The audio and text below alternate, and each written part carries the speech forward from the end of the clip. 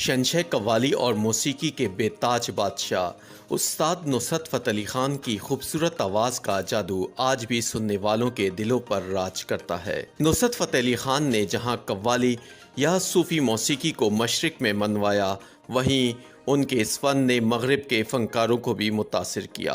1960 की दहाई में फैसलाबाद के सूफ़ी बुज़ुर्ग साईं मोहम्मद बख्श उर्फ लसूड़ी शाह के दरबार पर एक कम उम्र नौजवान नातिया और आरिफाना कलाम से समा बांधता था। ये बज़ाहिर कोई गैर मामूली बात नहीं, लेकिन किसी को क्या मालूम था कि पंजाब का ये लड़का दुनियाए मौसीकी में शहंशाह कव्वाली बन जाएगा। 13 अक्टूबर 1948 को फैसलाबाद में पैदा होने वाले पटियाला घराने के नुसरत फ़तेह अली ख़ान अपने वक्त के मशहूर कव्वाल उस्ताद फ़तेह अली ख़ान के बेटे और उस्ताद मुबारक अली ख़ान के भतीजे थे। उनके वालिद तो चाहते थे कि वो डॉक्टर या इंजीनियर बने, मगर नुसरत फ़तेह अली ख़ान अपने वालिद के नक्शे कदम पर चलना चाहते थे और फिर उन्होंने अपने आबाई फ़न को कमाल के उस दर्जे पर पहुंचा दिया कि मौसीकी का ज़ौक़ और इल्म रखने वालों का कहना है कि नुसरत फ़तेह अली ख़ान के जाने के बाद भी उनके लेवल का कोई कव्वाल और गुलकार पैदा नहीं हुआ। कव्वाल घराने से ताल्लुक़ होने के बाइस उन्होंने मौसीकी की तालीम घर से ही हासिल कर ली थी, लेकिन उन्होंने कम उम्री में अपने सुरों की पुख्तगी और लय की उठान में इतनी महारत हासिल कर ली थी कि उन्हें सुनने वाले उसके सहर में खो जाते थे। एक वक्त था जब नुसरत फ़तेह को कोई नहीं जानता था। हाँ, सबको ये ज़रूर इल्म था कि वो उस दौर के मारूफ कव्वाल उस्ताद फ़तेह अली ख़ान का बेटा है। नुसरत फ़तेह ने बचपन से ही मौसीकी को अपना जुनून बना लिया था और सिर्फ 10 वर्ष की उम्र में ही वो तबला बजाने पर कमाल महारत हासिल कर चुके थे।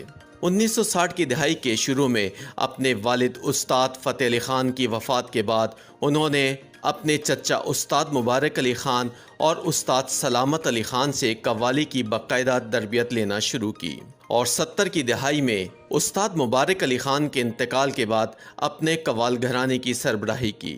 फैसलाबाद के मशहूर झंग बाज़ार के एक दरबार से बतौर कव्वाल अपने फ़नी सफ़र का आगाज़ करने वाले इस हीरे पर मियाँ रहमत नामी जौहरी की नज़र पड़ी, जो क़याम पाकिस्तान के वक्त ही फैसलाबाद में एक रिकॉर्डिंग स्टूडियो चला रहे थे। उनके नुसरत फ़तेह के वालिद उस्ताद फ़तेह अली ख़ान के साथ पहले से मरासिम थे। मियाँ रहमत 70 की दहाई के आखिर और 80 की दहाई के अवाइल में नुसरत फ़तेह को अपने रिकॉर्डिंग स्टूडियो ले आए, जहां से उन्होंने कव्वालियों और गज़लों की रिकॉर्डिंग का आगाज़ किया। फिर तरक्की और शोहरत की मंजिलों को छूते गए। इसी स्टूडियो में खान साहब के चंद इब्तदाई कव्वालियों में से एक यादां विछड़े सजन दियां और दूसरी अली मौला थीं, जो दुनिया भर में बहुत मकबूल हुई। इसके अलावा और भी सैकड़ों कव्वालियाँ रिकॉर्ड की गईं। इब्तदा में उस्ताद नुसरत फ़तेह अली ख़ान ने कव्वाली से कबल तबला बजाने की तरबियत हासिल की थी और वो बहुत महारत के साथ तबला बजाते थे। एक दफ़ा ऐसा हुआ कि जब खान साहब 10-11 बरस के थे तो एक कव्वाली की महफिल में कोई तबला नवाज नहीं मिल रहा था, जिस पर उनको तबला बजाने के लिए कहा गया। वहाँ उन्होंने ऐसी परफॉर्मेंस दी कि गाने वाला थक गया, लेकिन खान साहब नहीं थके और सुनने वालों पर उन्होंने एक सहर तारी कर दिया। उस्ताद नुसरत फ़तेह अली ख़ान की इकलौती औलाद उनकी बेटी निदा नुसरत हैं, जो अब कनाडा में मुकीम हैं।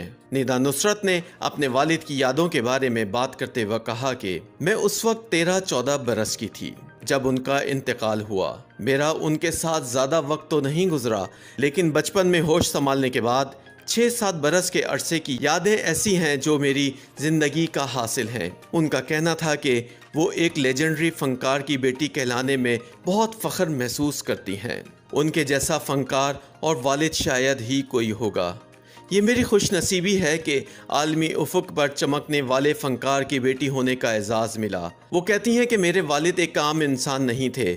मैं आज भी 16 अगस्त के दुख में जी रही हूँ। जब उनका इंतकाल हुआ, मैं आज तक उससे बाहर नहीं निकल पाई। उस्ताद नुसरत फ़तेह के साथ गुजारे वक्त की यादों का तस्करा करते हुए वो कहती हैं कि उनको अपने काम से इश्क था।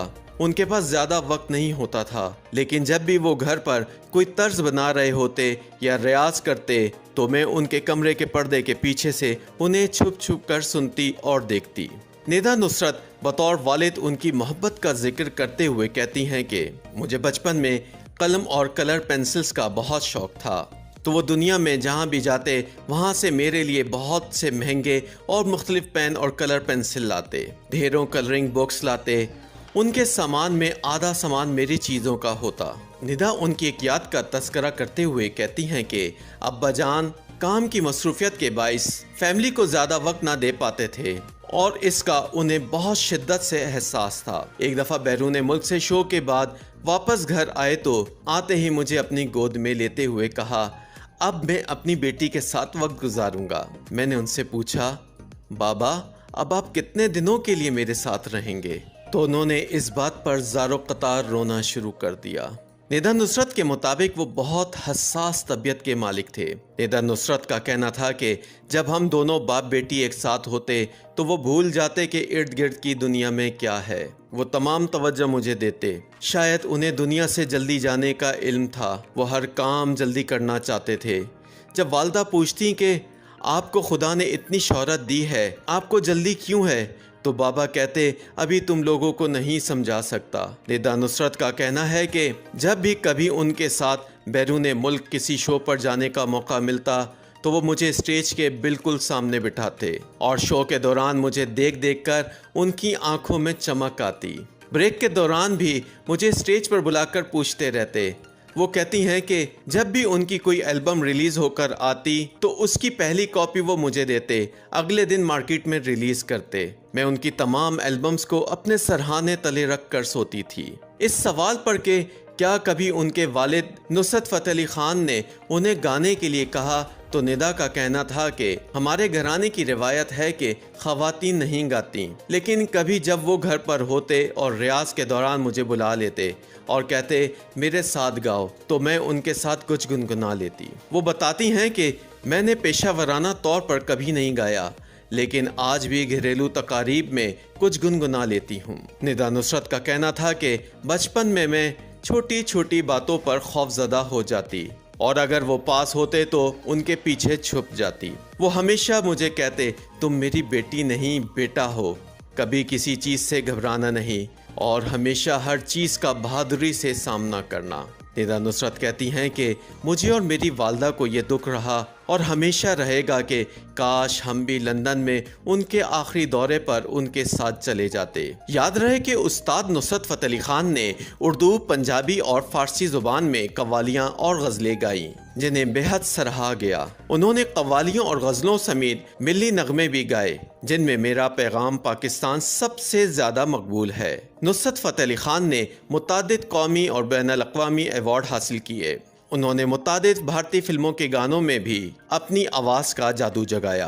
खासकर बॉलीवुड की मशहूर फिल्म धड़कन का गाना दूल्हे का सहरा सुहाना लगता है को बेहद पजीराई मिली। उनकी कव्वालियों और गीतों को पाकिस्तान और भारत के गुलकारों ने अपने अपने अंदाज में गाया है। शहंशाह कव्वाली नुसरत फ़तेह अली ख़ान जिगर और गुर्दे की बीमारी के बाइस 16 अगस्त 1997 को सिर्फ 48 बरस की उम्र में दुनिया फ़ानी से कूच कर गए, लेकिन उनके गाए गए गीत उनकी सुरीली आवाज़ में अमर हो गए।